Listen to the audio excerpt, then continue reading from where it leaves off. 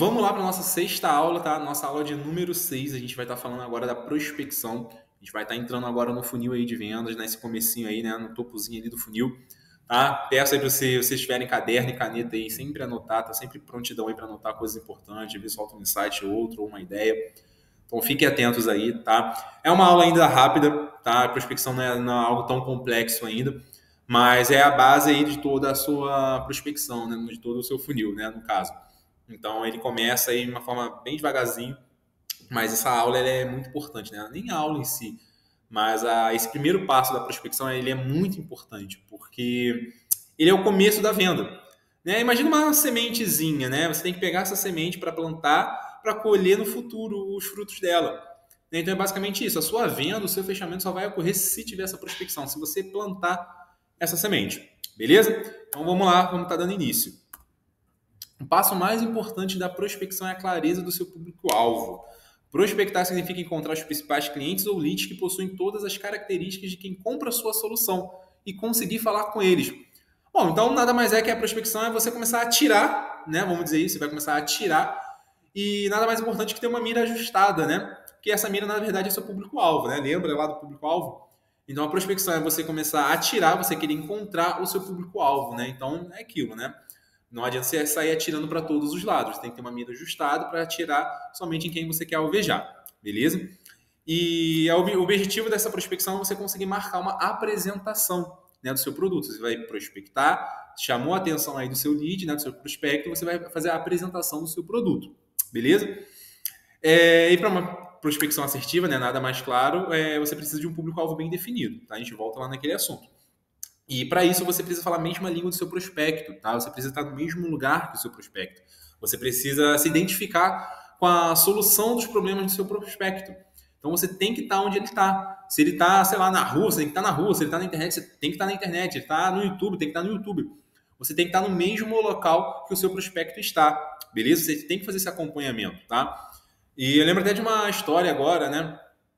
Quando eu trabalhava na Microlins, o foco das vendas era curso de informática, né? Mas o público-alvo em si era jovens aí de 16 a 25 anos, mais ou menos, sem filhos, solteiros, que não tinham uma profissão assim bem definida, né? Mas que com a crescente era da tecnologia que estava surgindo aí, né? As pessoas ficavam ficando preocupadas de ficar sem emprego ou perder para quem já estava ingressando aí na área da tecnologia, né?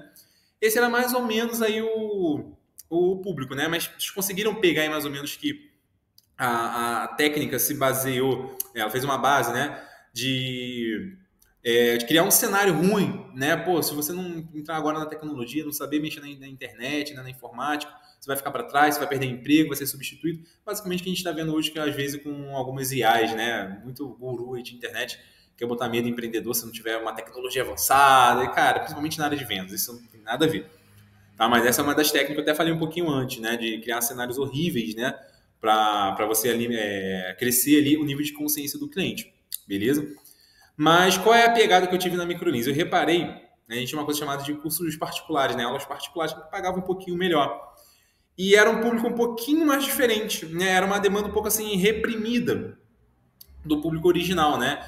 E esse público era mais ou menos aí senhores já aí de volta de 30, 45 anos, né? Que já estava com um trabalho um pouco mais estáveis, já tinha profissões definidas, né? E normalmente, né, preferencialmente aí na área administrativa.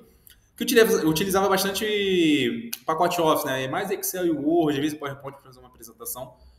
Mas qual era a ideia, né? E essas pessoas normalmente buscavam cursos rápidos e focados no que eles precisavam, né? Por exemplo, no Excel. O cara ali queria uma aula exclusiva de Excel, não queria pegar uma informática inteira para passar para o Windows, internet, porque ele já sabia disso. Né? Então, o que eu pensei? Qual foi o estalo que veio na minha cabeça? Né? Como se fosse uma luz de gênio assim, surgindo. No centro do Rio, lá onde eu trabalhava, eu parava todo dia em frente a um restaurante, dava mais ou menos meio-dia, até umas 2 horas da tarde.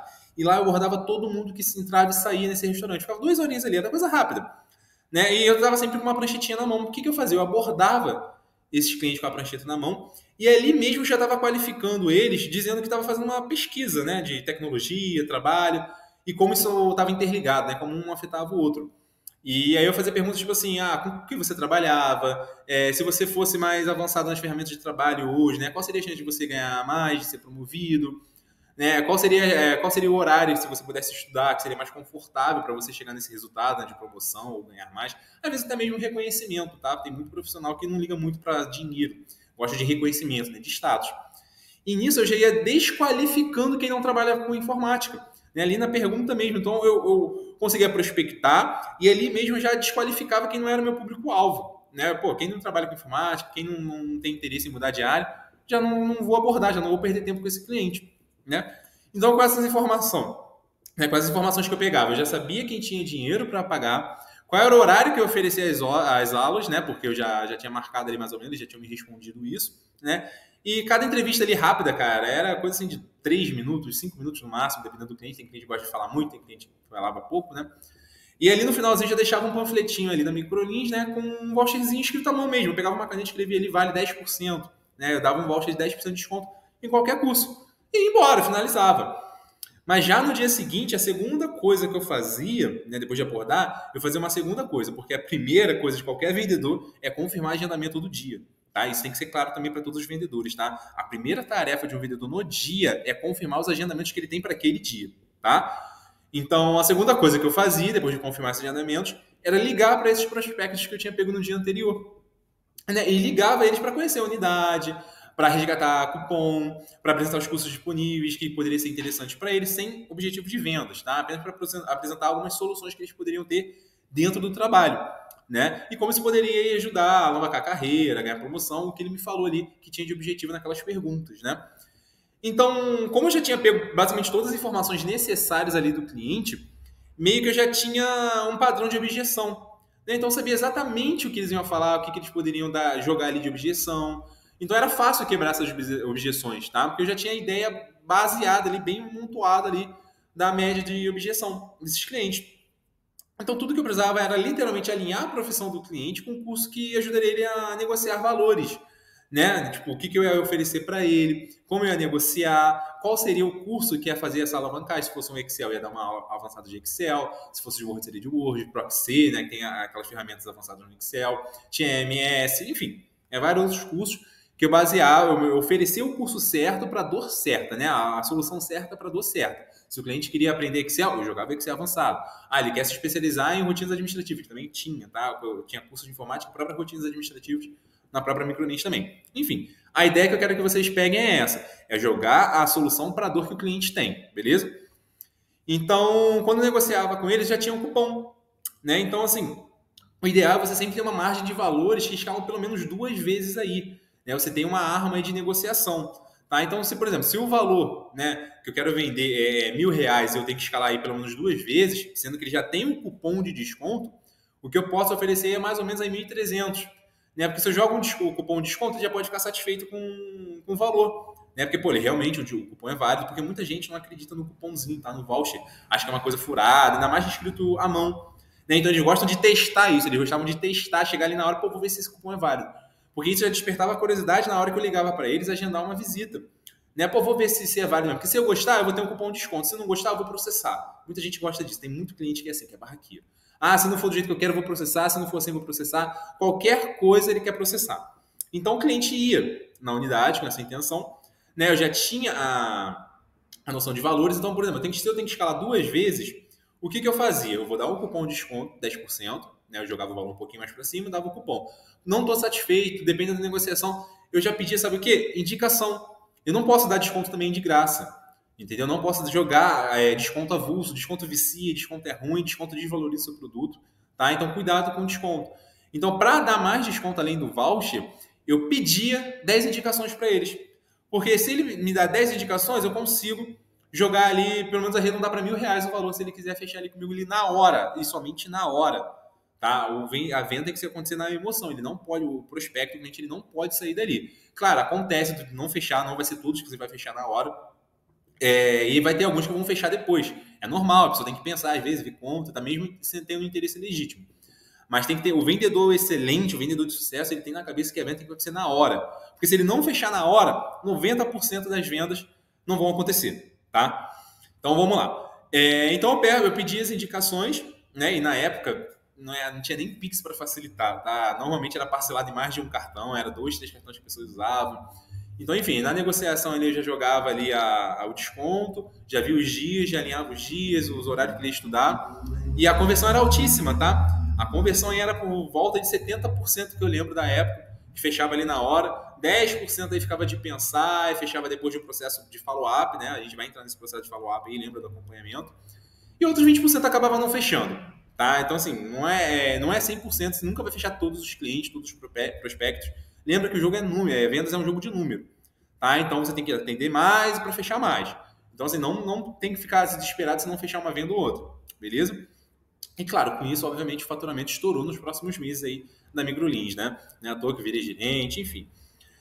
Bom, para finalizar, acabei dando uma aula aí quase completa aqui de vendas, né? Vamos dizer assim, uma aula resumida.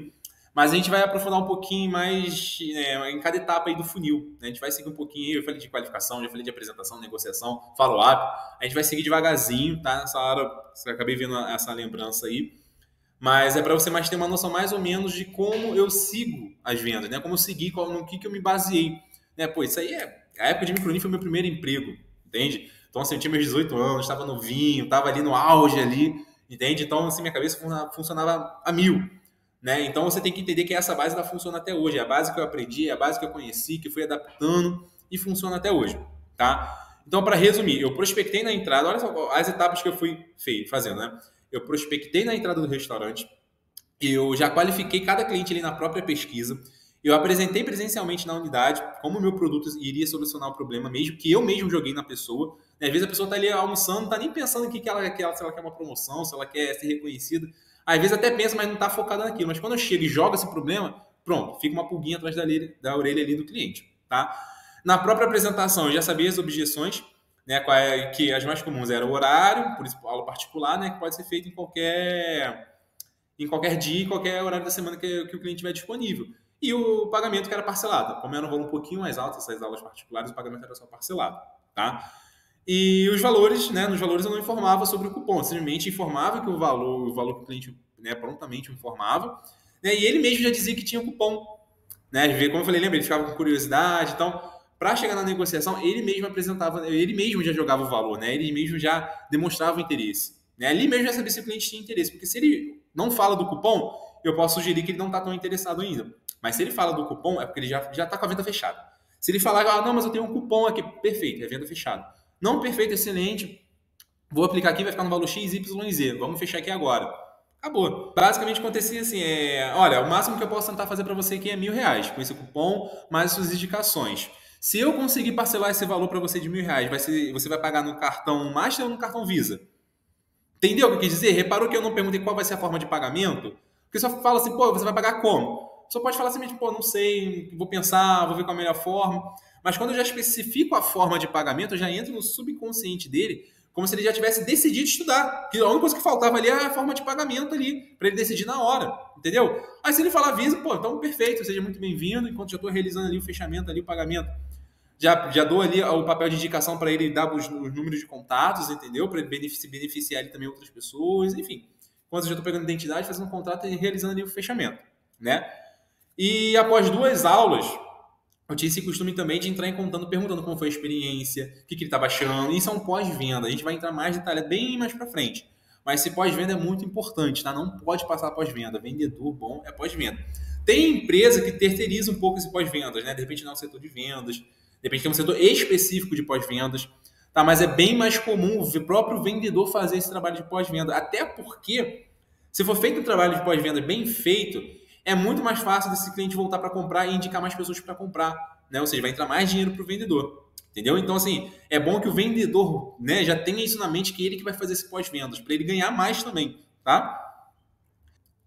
Bom, mas voltando aí, né, o foco da prospecção não é vender direto, tá? A venda mesmo acontece no fechamento. Eu falei dessa história toda aí só para vocês interpretarem um pouco mais ou menos de como funciona assim todo o processo de vendas, tá? Mas é uma coisa bem nichada, tá? Existem outros tipos de serviço, outros tipos de produto. Estou falando aqui só de um curso. Existem dezenas de outras coisas que você vai vender. Mas o foco da prospecção não é a venda, tá? A venda vai acontecer sempre no fechamento, tá? A gente vai chegar no fechamento, é uma boa aula, uma aula bem extensa, mas a venda acontece no fechamento, tá? E dependendo do seu produto ou do serviço, ela pode acontecer depois de dias, semanas, meses e até anos, tá? Principalmente, coisa que é muito comum é venda de imóvel. Imobiliária normalmente costuma vender aí depois de uns meses, aí, uns bons meses, tá? Até anos, tá bom? Então vamos lá, vamos prosseguir. Para prospecção, né? Prospecção é um jogo de números, né? E outra, para a prospecção ocorrer, você precisa entregar valor para o cliente, tá? Não só isso, a prospecção para você despertar o interesse do cliente, você tem que chamar a atenção dele de alguma forma. E para você chamar a atenção dele, você tem que entregar alguma coisa de valor. Aqui na L2J, por exemplo, aqui na minha agência, eu entrego sempre dicas de marketing, de vendas, algumas ideias aí desse curso que eu estou elaborando. Eu também dou, assim, para o cliente umas dicas para ele entender mais ou menos como que funciona, para ele entender, pô, cara, se esse é o conteúdo gratuito que ele está me dando, imagine o pago. Entende? Consegue entender a lógica mais ou menos que eu quero dizer? E sem falar que hoje em dia nenhum empreendedor tem tempo de ficar fazendo marketing da sua empresa. Ele está preocupado ali com o operacional dele, com o serviço. Ele não tem tempo de ficar parando para ver, para analisar, para ver um funil de vendas, fazer uma gestão de anúncio, um marketing. Ele não tem esse tempo. Né? O empreendedor ele precisa se preocupar na especialidade dele, seja administrar, seja operacional. Então eu gero essa relação de confiança, eu gero a empatia, eu gero o rapport, lembra? E o rapport é simplesmente isso, é gerar esse elo com o cliente para que ele sinta confiança e se sinta confortável em tirar até dúvida, né? Que até que ele esteja satisfeito para fechar uma venda. E a venda é isso, é nada mais do que um vínculo, é uma confiança. Não existe venda sem confiança, não existe uma pessoa comprar de uma marca ou de uma empresa se ele não tiver confiança. Precisa ter o rapport, precisa ser feito esse elo, precisa ter feito esse vínculo, beleza? Então vamos lá. A prospecção é um jogo de números, né? Então, quanto mais prospectar, mais cliente você vai gerar, né? Esse é fato. A prospecção ela é um trabalho diário, né? É um trabalho diário, todo dia. A prospecção é como se fosse uma matéria-prima de uma fábrica, tá? Se uma fábrica não tem matéria-prima, ela não funciona, ela não produz. E é muito comum pegar umas empresas aí que eu pego quando eu vou mentorar, que o processo de vendas ensina nem falha, até é bom, na verdade. Só prospecta um pouco. Né? Eles não trabalham com anúncio online, não faz captação, não vai na rua. E a prospecção é um trabalho diário. Um dia que você não prospecta é um dia sem vender, você pode ter certeza. Prospectar é a semente que eu falei, você vai plantar uma sementezinha para colher no futuro. Então você tem que ser diário, a prospecção é um trabalho diário, tá? E uma outra dica que eu dou é olhar sempre para a carteira de clientes, tá? Até botei aí agora. Verificar quem não compra de você há um tempo ou quem você não prospectou já faz um tempo, né? Prospectou e não deu continuidade, porque cliente antigo é sensível à oferta nova, tá? Seja online, seja presencial, cliente antigo é sensível à oferta nova. De repente ele está lá esperando a sua oferta porque você ficou de mandar alguma coisa, de repente ele está esperando o preço baixar porque veio em algum lugar que era mais barato, está esperando você chegar a esse valor. Enfim, abra sua carteira, tá? Abra sua carteira. Eu falo isso também, mas tem gente até que pergunta assim para mim, pô, mas se eu prospectar muito, eu vou ter muita gente no meu processo de vendas e vou me atrapalhar. Pô, amém, né? Que isso aconteça, porque você tem que ter esse problema mesmo. É melhor que tenha esse problema. Porque isso é fácil de resolver. Você vai resolver botando dinheiro no bolso ainda. Nem que contrate mais vendas, mais vendedor, nem que você pegue contrate um software avançado, mas que você tenha esse problema de estar atendendo muito, de estar vendendo muito. Que você tenha muita gente na sua prospecção, porque é a prospecção que vai gerar o fechamento no futuro. Não existe venda se você não tiver prospecção. Se você não gera lead, você não vai ter venda. Literalmente é isso. Não tem venda sem lead. Literalmente isso. Não existe fechamento sem a prospecção. Gravem isso, beleza? E vamos lá. Agora, pontos de cautela, tá? Vamos lá primeiro. Cara, não tenha vergonha ou medo também, né? Não tenha medo ou vergonha de prospectar. Cara, a semente só vai ser colhida no futuro, tá? É só isso, é sobre número. Prospecte mais e venda mais, não tem mais o que falar, tá? Não existe não existe sentir pena do cliente.